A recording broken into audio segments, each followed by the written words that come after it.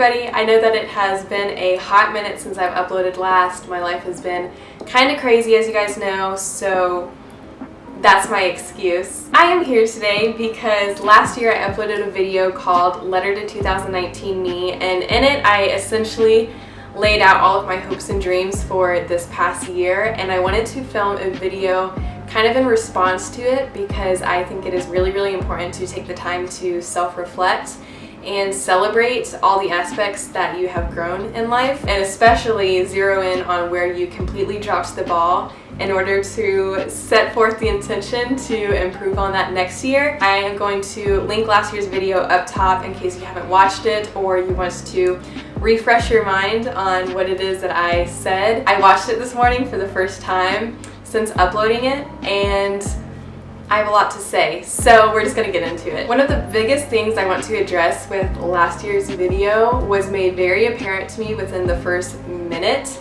of me talking, and that is just the drastic change in mental health. The first thing that I said to myself in that video was how proud I was going to be of 2019 me for surviving the year and moving forward and just keeping on. And you can tell just based off of facial expression and how I was talking that I was really not in a good place, and you could tell that I was having a really hard time convincing myself that I was going to make it through the year. It was honestly a little sad to watch. Like, I gotta say, I watched the video and it did bring my mood down just slightly, and looking back on where I was last year, it makes total sense. I was still learning how to cope and accept that really everything that I've wanted for my life and wanted for myself has kind of been put on hold because of my health stuff, and that was obviously hard to work through and kind of get around. So I understand where I was when I made it, but man, like, there was such hopelessness, and I was really trying to convince myself otherwise, but it was very present to me, and that has just been such a big change with 2019 is I've overcome so much, and I have worked so much inwardly on myself and have went to so much therapy. I feel like the difference between me now and last year is just night and day, and I told Taylor the other day, I was like, I feel like in this 1 year I've aged like 10 years because there's just such a drastic difference between who I am now and, you know, prior. I don't feel like I could have ever predicted how much stronger I could become, and so I'm really grateful for 2019 in that sense because I have just grown in ways that I did not realize were possible or could happen for me. So that's been a very enlightening experience that I'm very grateful for. The next big thing that I addressed in last year's video was my health, obviously. At this time last year, I was only one surgery into my little health crisis and was waiting to meet with my new doctor at the Center for Endometriosis Care in Atlanta. I came into 2019, met with my doctor, immediately turned around and had excision surgery. A few months later, I rolled into another surgery, and now I'm here preparing for my fourth and hopefully final surgery, and there's just been so much to go on in between all of it. There's like the excision of my endo being in remission now for almost a year, thank the good Lord.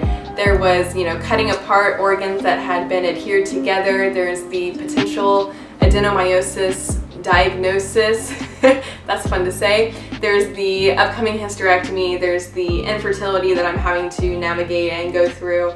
It's been a lot, and it's all been within this past year. And I wanted to read you guys a quote from last year's video that I said because it just really stuck out to me. I said, "Deep down you're scared that this is what the rest of your life is going to look like." And I think the reason it stuck out to me so much is because that is just not at all how I feel anymore. Last year, you could tell that I was really struggling to kind of hang on and be optimistic and believe that I was going to overcome this, and it is not even a doubt in my head at this point on what my life is going to look like. I know that I am going to accomplish great things, and I'm going to live such a happy and fulfilling life. Health aside, whether my health is still bad after this next surgery or it's not, I know it's going to be good and full of happiness, and that's really relieving to know because It was a toss-up last year for sure. One thing that's been really apparent to me throughout this past year is there's a certain level of self-love and self-respect that you gain for yourself when you witness your body go through such hard medical traumas. There's a belief out there that endo is not a big deal and surgery for endo is not a big deal, and that is a very big lie. Experts will tell you that although the scarring outwardly is very minimal, the work that goes on internally during excision surgery is very, very extensive. That surgery was horrible, that recovery was horrible, it was bad. But knowing that my body bounced back from that, not to even mention the cutting apart of organs that had adhered together, there's a feeling that you get for yourself and for your body. You just look at yourself differently after witnessing what your body can come back from. I don't know how to explain it, but it's been like such a big deal, I feel like, to me in this past year, and how I have looked at myself and treated myself, and it all goes back to just being absolutely amazed with what my body has overcome. I hope that makes sense. I hope that makes sense. My hope for myself in 2019 was to be able to get to a place physically where I could go hiking and running and all of that, and I'm not there yet. And I said in my last video that I knew it was a high hope, so I don't feel bad for not getting there, but I feel like that is just right there on the horizon. Like, I'm so close to getting to that point, and it's very, very exciting. My body has kind of proven to be extremely resilient to get better. It honestly doesn't even like frustrate me anymore. Like, there was a point in time where waking up from surgeries and still being in pain, like, it wrecked me. It wrecked me. And every single time that happened, I had to go through the mental process of like, how the heck am I going to move on from this? And I don't have that anymore. Like, I'm so confident of the life that I'm going to live.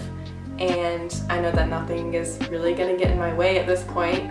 Maybe that's naive or just overconfident, I don't know, but it's a good feeling to have, so I'm just gonna roll with it. One aspect of 2019 that, just based off of my video, I really dropped the ball on was community and loving people. And I knew that the community aspect in particular was going to be extremely hard for me because I am just not a community person. I did not do a great job loving people to the extent that I think I wanted to at the beginning of the year. But on the plus side, I have learned so much about communication and just like problem solving to be able to lay down the foundation to love others better. So I feel like although I didn't do a good job executing the big thing, which is loving people to the best of my abilities, I feel like I have set down a very strong basis and a very strong foundation to be able to work off of next year. So there's that. Last year I touched on my inability to say no to people,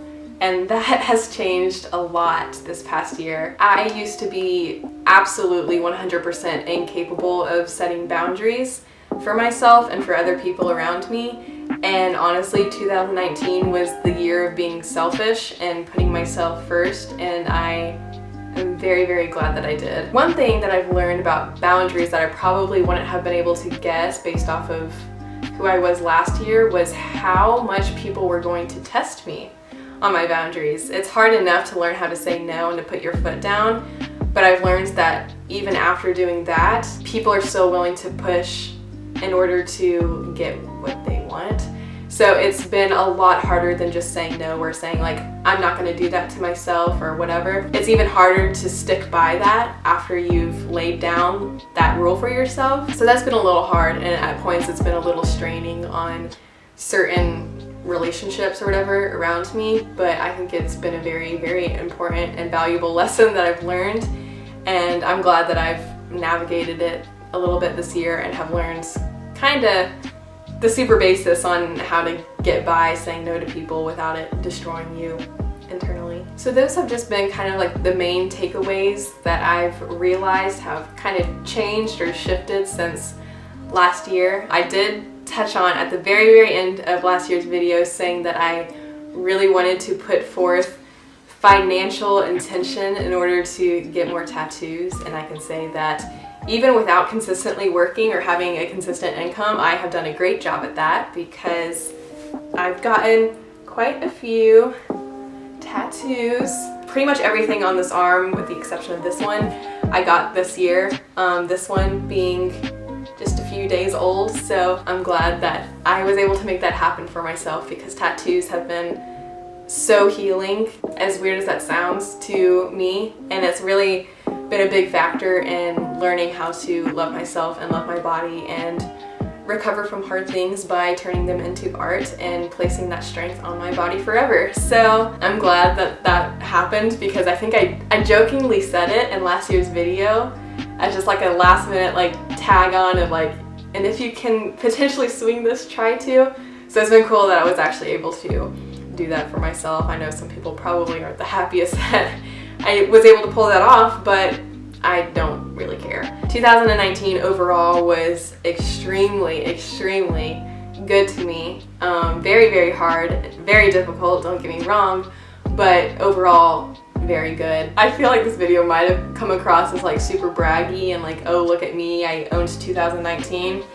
But I mean, like I said, I think it's really important to self-reflect and go back on things that you said you wanted to change, and now looking at it present day, seeing those changes and kind of like comparing where you were at. And if you watched last year's video, I think you would know just in demeanor that there is a very, very big change. I'm still going through some hard stuff, but like I just feel lighter and I feel better overall, and I'm really grateful for that, because it took me a really long time to get here. So thank you guys for watching this video. I know that I haven't been super present on the YouTube front lately, and honestly with the surgery coming up, it might be a hot minute before I really get back into the swing of things. But happy 2019, happy 2020, the beginning of a new decade. That's exciting, and that sounds like a wonderful fresh start. So yeah, okay.